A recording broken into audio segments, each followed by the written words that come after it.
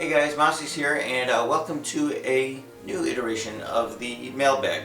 Let's jump straight into the questions. First question comes from G. King. From the footage we have seen, do you have any suspicions on the timeline placement of Zelda U? Well, obviously we don't know anything really, so nothing here is concrete, but if I'm giving my own theory on it, I think Zelda Wii U is going to be in the same timeline era as the original Legend of Zelda and Zelda 2, The Adventure of Link. The reason being, I actually think Zelda U, they are doing almost like I think they're pseudo remaking or reimagining the original Legend of Zelda in a 3D world. At least that's the sense that I get from what they've said. And even some of the pictures they've shown, it somewhat relates, some of the scenes correlate well with some of the artwork they had from the original Legend of Zelda, with like Link on the top of a mountain looking over the massive overworld. And just the scale, I think the sense of adventure, I think it's going to be in line with the original Legend of Zelda. And thus I think its timeline placement might fit best in that world, in that area of the timeline, so to speak. Alright, our next question comes from Link Floyd. Do you think we will get to travel to a parallel universe like in Majora's Mask or A Link Between Worlds in the upcoming Zelda Wii U? No, I don't think so. And the reason being, I think what these parallel universes do, sort of like A Link Between Worlds or A Link to the Past, with the Light and Dark World or Lorule and Hyrule, it basically takes the existing overworld and it makes a lot of tweaks to it, and it basically doubles the space or the landscape of the overworld that you get to navigate. So I think it's cool because you get to see a little like familiar areas in a different sense. Same with like to a lesser extent Twilight Princess with the Twilight Realm, because I think that was almost identical. But it basically doubles the size of the world without doubling the effort necessarily to make it, because the places are not 100% unique to an extent. So with the upcoming Zelda Wii U, I think the overworld is just going to be so gigantic, so absolutely massive, that turning that and then in a sense doubling it to making it a parallel universe like that, I just don't think that they're going to make a two worlds type system. You mentioned like in Majora's Mask, I think if you mean like a parallel universe, like how Termina was to Hyrule, I didn't know why you mentioned A Link Between Worlds and Majora's Mask in the same, but I think it's going to be a standalone thing. It's not going to piggyback off something from one of the previous games.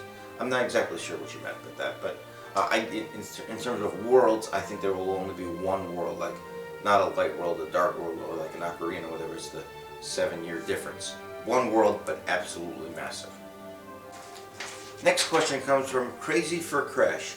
What do you believe the Wolf Link Amiibo will do in Twilight Princess HD and in Zelda Wii U? That's a good question, and something I really haven't considered much. I'm to believe that they are not going to do a big overhaul with anything with Twilight Princess HD. I think it's going to be more of a port with upgraded graphics. The Amiibo support, it's a wild card. I think what the Amiibo will do, I think it'll do more with Zelda Wii U than it will with Twilight Princess HD. And I'm thinking that like Zelda Wii U might have a little more, let's say it has a little more like RPG-like elements. Maybe there's some sort of leveling system or structure like that, because it is open world, and I'm thinking stuff like, Dragon Age Inquisition, or even like Skyrim, like, because it seems to be moving in that realm with how the game is going to be played. I could be completely wrong, but I think there might be some more leveling or RPG-like elements. And maybe your progress in Twilight Princess, not just how you've progressed through the game, but the collectibles you've gotten, maybe all your post souls or something, maybe that sort of will be stored in your Amiibo, and then if used in Zelda Wii U, it might give you a boost. I don't know. That the more I say, now that I say that, that doesn't even sound like a good idea. But I'm not sure. I'm really excited to see what Nintendo does. Let me know what you guys think the Amiibo will do, because I think it's a worthy discussion. Next question from Terminus at the Zelda Dungeon forums. Twilight Princess HD discussion. Discuss why this flimsy non-effort is an attempt to divert attention away from Zelda U. Wow, sounds a bit salty there, but I wouldn't say it's a diversion. I think they probably started working on Twilight Princess HD shortly after the time Wind Waker HD came out. I'm guessing, so in late 2013. And I'm guessing that they saw the success of Wind Waker HD and they wanted to, redo that with Twilight Princess. I didn't really think Twilight Princess made as much sense to remake because Wind Waker, for example, is a GameCube game. And GameCube games, at this point, there was no way to play GameCube games on the Wii U. Twilight Princess, on the other hand, was a GameCube, but it was also a Wii game, and most of the copies sold were on the Wii. And you could still play that actual CD, the Wii Twilight Princess copy, on the Wii U. So it was not as if the game was not accessible still. So I think what Nintendo has done is they've been trying to make their entire Zelda backlog of games accessible on today's console. And I think almost every single game now is that way. I know Phantom Hourglass and Spirit Tracks are not quite on the Virtual Console yet in North America, but I mean, it's getting there. So that's why it was a bit of a head scratcher for Twilight Princess. But that being said, I think the game looks great. I don't think it's as much of an upgrade as Wind Waker was. That might just be me. Maybe it has to do with the fact that Twilight Princess already ran in the 16:9 widescreen on the Wii, so like Wind Waker, just going from the 4:3 to the 16:9 was like a big jump. Nevertheless, I do think it is a I don't know if the initial goal was Zelda Wii U is going to get delayed, so let's get Twilight Princess HD out there. I think that happened after the fact. Maybe the initial goal was Zelda Wii U was going to come out in 2015, and maybe Twilight Princess was going to be a later release on the Wii U, maybe a year later or whatnot. I'm sure there's more of a rush to get Twilight Princess HD out sooner because the Zelda Wii U is not going to release until later. There's always the possibility, even though Nintendo has said it on multiple occasions, that maybe Zelda Wii U is not Zelda Wii U. Maybe it's not going to come out on this console. Maybe it's going to get delayed until Nintendo's next home console. Or perhaps more realistically, maybe it's like Twilight Princess where it comes out on both consoles.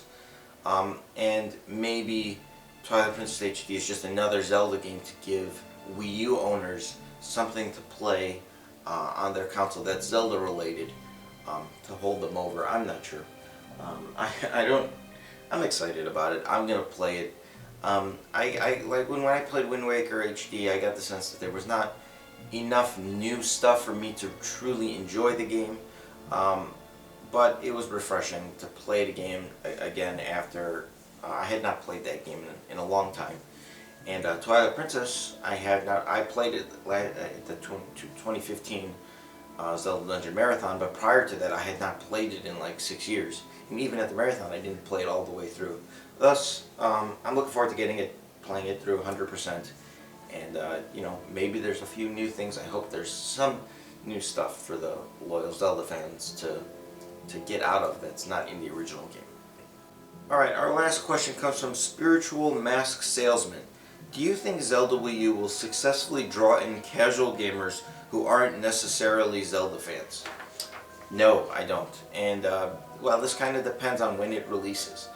If it is a Zelda Wii U game and not a multi-console game, like a game that comes out on the NX and Zelda Wii U, if it is exclusively a Nintendo Wii U game, right away it is kind of limiting it to the Nintendo Wii U fan base, which is not that large. I don't know what it is, 11, 12, 13 million or something. Perhaps by the time it releases, maybe that fan base is bumped up to 15 or 16 million, and I think there will be a lot of fans that buy a Wii U just for Zelda Wii U, even though that's probably going to be towards the end of the console's life cycle. But because it's not on a brand new Nintendo console or not early in the life cycle, it's limiting it to the existing install base, and thus I think the people that actually own a Wii U right now are the core Nintendo fans, and in a sense those are a portion of that is the core Zelda fans. So I think this game is for the core, for the people that have stuck with Nintendo for a long time and are Wii U owners. I don't think this is going to have mainstream success or appeal. I will put it up against like Phantom Hourglass did. That game I thought was very accessible, but it was also on the DS, which I think it brought in a lot of gamers because there was a lot of DSs out in the wild, and there was a whole new audience of people that were playing the DS. So Phantom Hourglass was a perfect title to get those people to play Zelda series. Likewise, I think with Twilight Princess, I think that was more of a, I would say, core Zelda title. I think Phantom Hourglass was clearly made to be more accessible. Twilight Princess, it was on the Wii, and it was the same idea. The install base of the Wii had a whole range of brand new gamers. So I don't think there was a lot of people that were playing Wii Sports exclusively that also got Twilight Princess. But I think there was a good portion of people that maybe hadn't bought a video game console in a long time, bought the Wii, and then maybe eventually got Twilight Princess. Judging by the game's sales, I think that just makes sense. So I think the bringing in new fans to the series has a lot to do with how many consoles there are and the type of game it is. So I think Phantom Hourglass was the perfect example of new people coming into the series. I don't think Zelda Wii U, if it is on the Wii U exclusively, will be that game. That does not necessarily mean it's a bad thing. In fact, that has no correlation whether that's a good or bad thing for the game. But it might not, sell, 5-6 million, but doesn't necessarily need to be a success. Alright, that does it for this episode. I hope you guys enjoyed this mailbag, and I look forward to answering your future questions.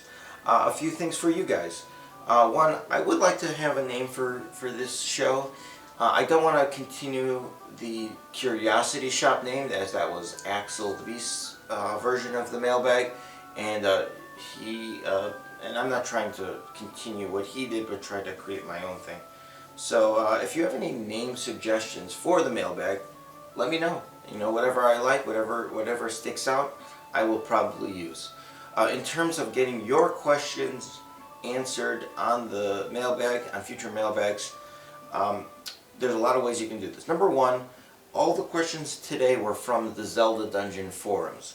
That's the core Zelda Dungeon audience, and I will answer. You have your best chance of getting your question answered if you ask it at the Zelda Dungeon forums. But most people I know don't want to register at the forums, so there's a lot of other ways you can do it. You can post your question below in the comments, whether it be here at YouTube, here at the Zelda Dungeon front page, or you can email me at the address below, along with posting them on Facebook when I do outreach for looking for questions.